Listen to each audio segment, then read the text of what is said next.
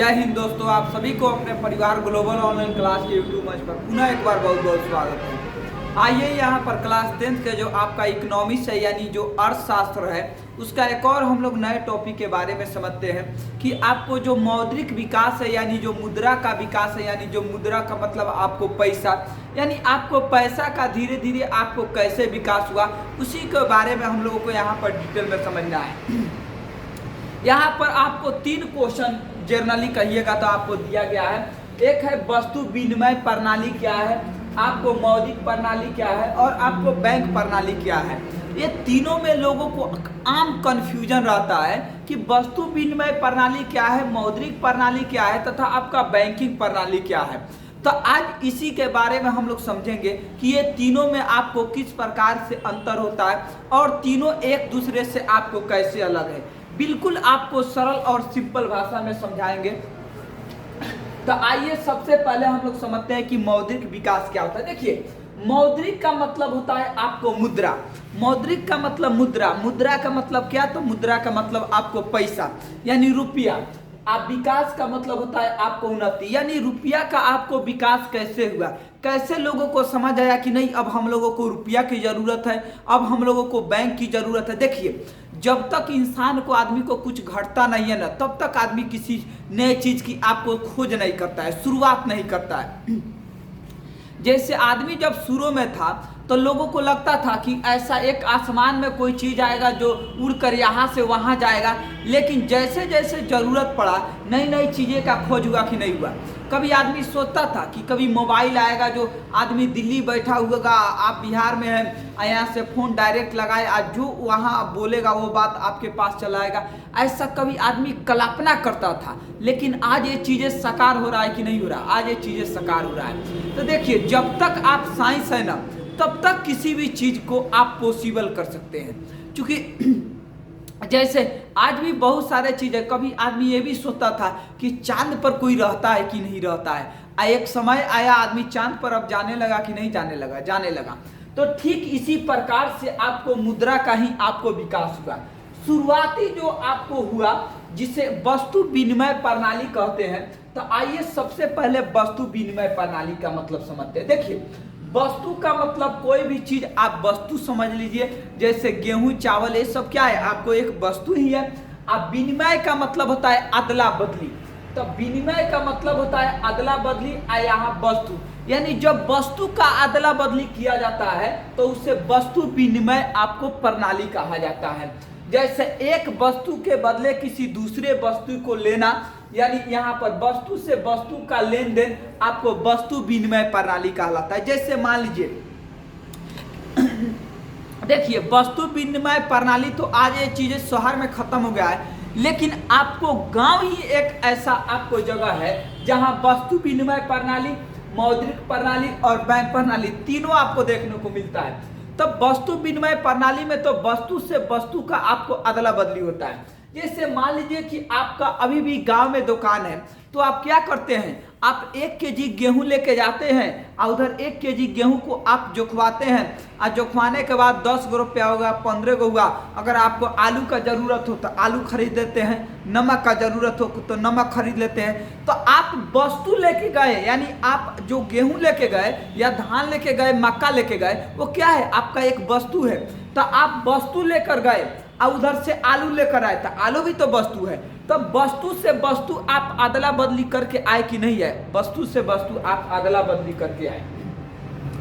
गांव में जब हम लोग छोटे रहते थे तो गांव में आता था क्या, तो बर्फ बेचने वाला।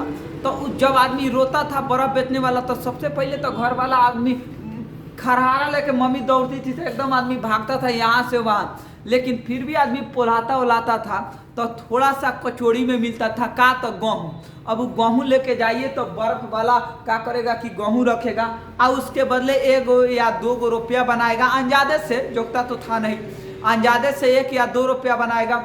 अब बर्फ का दाम भी 1 और 2 रुपया ही होता था और उसको आपको 1 या 2 गो आपको क्या देता था, बर्फ देता था। तो आप गेहूं के बदले वहां जो बर्फ खरीद रहे हैं ना, वो भी तो आपको एक वस्तु विनिमय प्रणाली है। यानी एक वस्तु से दूसरे वस्तु को क्या कर रहे हैं, आप अदला बदली कर रहे हैं। तो जब एक वस्तु से दूसरे वस्तु का अदला बदली हो उसे ही वस्तु विनिमय प्रणाली कहते हैं। लेकिन वस्तु विनिमय प्रणाली से लोगों को होने लगा समस्या। अब मान लीजिए आप बिहार में रहते हैं, आप दिल्ली से आपको कोई एक वस्तु खरीदना है।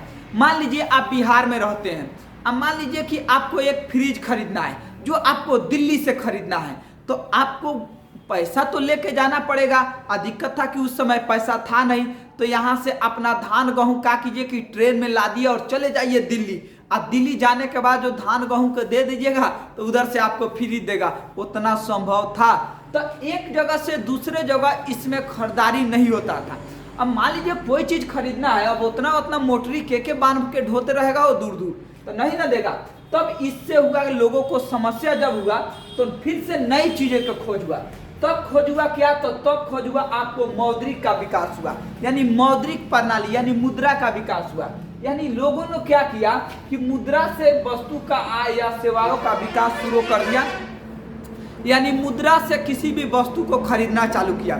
जैसे आपको पटना या दिल्ली मान लीजिए कोई वस्तु खरीदना है, तो यहाँ से आप पैसा लिए 10,000 20,000 जितना का है, और पैसा को आसानी से पॉकेट में रख सकते हैं, आसानी से जा सकते हैं, और जाके उधर से आपको जो खरीदना है वो खरीद कर आसानी से क्या कर सकते हैं, आ सकते हैं। तब हुआ आपको मौद्रिक का विकास, मौद्रिक का विकास। तो जब मुद्रा से किसी भी वस्तु या किसी भी सेवाओं को जब खरीदा जाता है तो उसे कहा जाता है क्या, तो उसे कहा जाता है आपको मौद्रिक विकास। मौद्रिक विकास में भी लोगों को समस्या होने लगा। अब मान लीजिए यहाँ से पटना जाना है, दिल्ली जाना है, तो आदमी पैसा लेके जाएगा। मान लीजिए 3-4 लाख रुपया है, तो कहीं तो रखिएगा, पैकेटे में न रखिएगा या आपको बैग वैग में रखिएगा। तब यहाँ बहुत सारे आपको चोरी का धंधा शुरू हो गया। जैसे सुनते होंगे कि स्टेशन पर जाता है आदमी तो वहाँ पर उसका पैकेट कटा गया, तो बैग चोरी हो गया, तो ऐसा। तो इस प्रकार से लोगों को समस्या होने लगता था, और लोग ज्यादा रुपया भी लोग के निकलता था तो लोगों के पीछे लोग आदमी लग जाता था। अब रास्ते में जाइए, पता लगे किसी का चाकू मार के रुपया छीन लिया, तो गोली मार के रुपया छीन लिया, ऐसे समस्या होने लगा। तो लोग इससे भी उब गया। लोग सोचा कि भाई इससे कोई अच्छा व्यवस्था सोचा जाए। तब क्या आया, तब आया आपको बैंक प्रणाली कि एक काम करते हैं, बैंके में रुपया डाल देते हैं, चेक के माध्यम से एक जगह से दूसरे जगह रुपया के क्या कर देते हैं, आपको ट्रांसफर करना शुरू कर देते हैं। अब मान लीजिए क्या है कि अभी तो पे फोन, अभी तो बहुत सारा आपको आ गया है व्यवस्था। जैसे एटीएम कार्ड है, आपको आपको क्रेडिट कार्ड है, बहुत सारा अभी आपको ऑप्शन आ गया है। तब आया आपको शुरुआत में आपको यहाँ मौद्रिक प्रणाली के बाद आपको क्या था, आपको बैंक प्रणाली। बैंक प्रणाली से क्या होता था कि चेक के माध्यम से वस्तु का क्या होता था, विनिमय, आपको वस्तु का लेन देन होता था। जैसे बैंक क्या देती थी, आपको एक कागज देती थी। चेक का मतलब क्या है, एक आपको कागज देती है। अब मान लीजिए आप किसी दुकानदार से आप 20,000 का वस्तु खरीदें, तो आप अपना चेक काट के और चेकवा उसको दे दीजिए। वो तो एक कागज है, उस पर आप साइन कर दीजिए और वो जाएगा अपने बैंक में, उस चेक को डालेगा, चेक उसका बन जाएगा, उसके अकाउंट में 20,000 रुपया आपके अकाउंट से कट कर क्या हो जाता है, चले जाता है।